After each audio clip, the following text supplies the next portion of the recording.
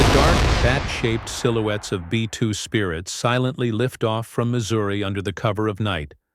One question echoes through the skies of the Caribbean. Are these bombers on a routine mission? Or is this America's quiet warning to both Venezuela and Russia? Because in geopolitics, nothing is ever truly routine. Every flight, every radar echo, and every headline tells a story much deeper than what's officially announced. From the command decks of Whiteman Air Force Base to the watchtowers of Caracas and the strategic offices in Moscow, one aircraft has once again stolen the world's attention: the B-2 Spirit. Here on Novastra Defense, where we decode the movements of machines that shape history, we'll uncover the real reason behind this operation.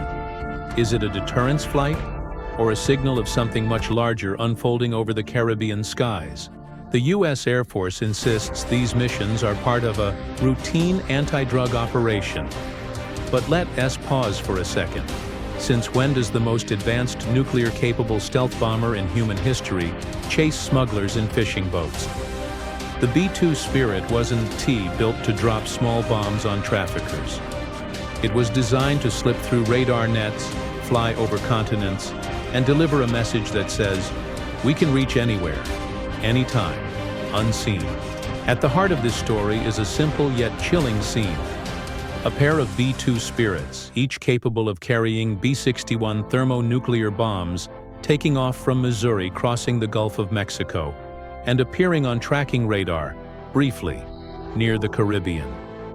The official statement from Washington calls it a show of readiness.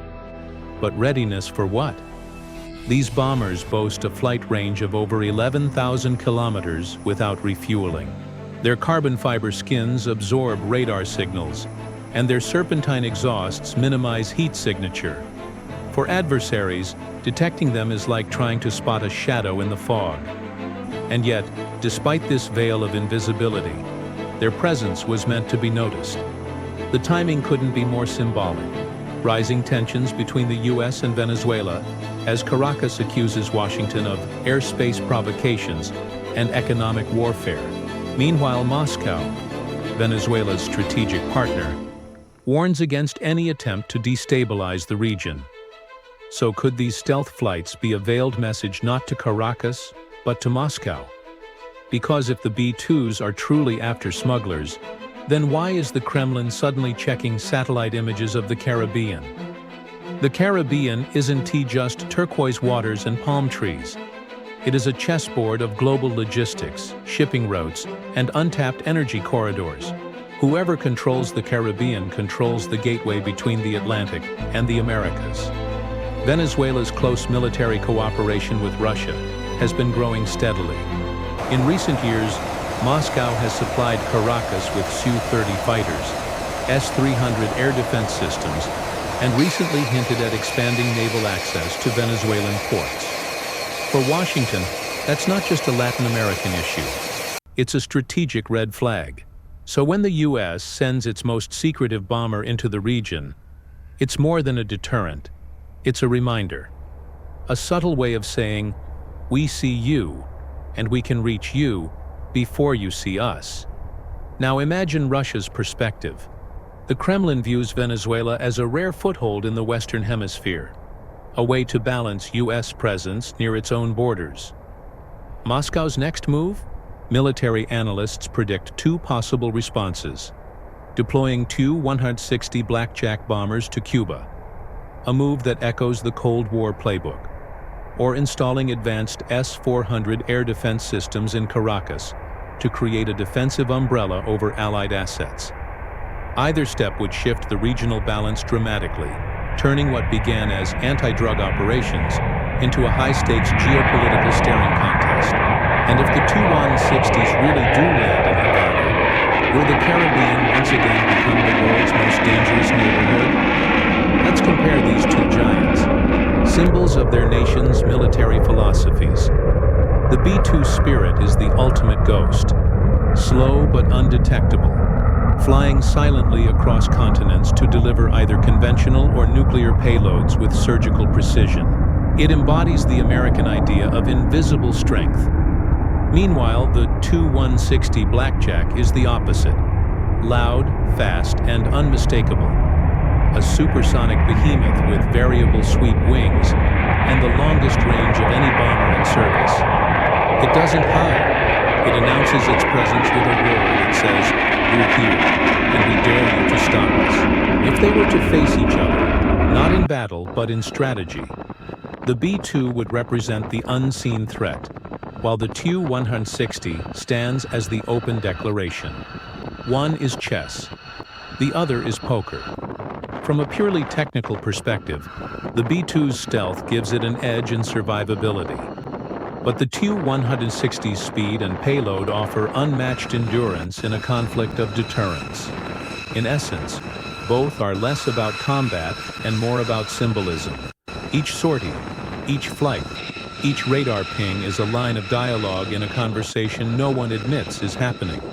While the world debates who has the upper hand, the real story may lie elsewhere, in perception.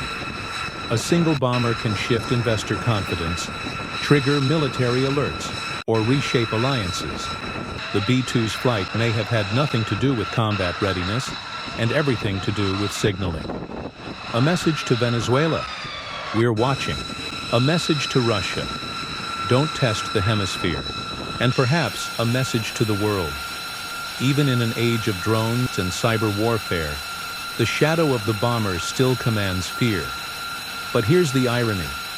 Both sides claim they're acting defensively. Washington says it's protecting stability. Moscow says it's countering provocation. Venezuela says it's defending sovereignty.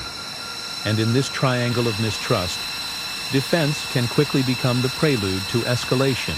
So when every side says they're defending themselves, who's actually attacking? In the end, the sight of a B-2 Spirit over the Caribbean is more than a headline. It's a metaphor for how fragile the balance of power really is, for how easily routine patrols can stir global unease, and for how every shadow in the sky might hide a warning. Maybe this flight was just another test, or maybe it was a rehearsal. A quiet signal reminding every observer that the Cold War never truly ended. It just changed altitude. As the last B-2 vanishes into the night, the question remains, is America simply reaffirming its reach, or setting the stage for a new contest of influence in the Western Hemisphere? Because when stealth bombers appear where they're not expected, history usually follows. If you found this analysis thought-provoking, hit that like button and let us know your theory in the comments below. Was this mission a strategic deterrent or a political message wrapped in stealth? Subscribe to Novastra Defense for more in-depth explorations into the world's most advanced military technology.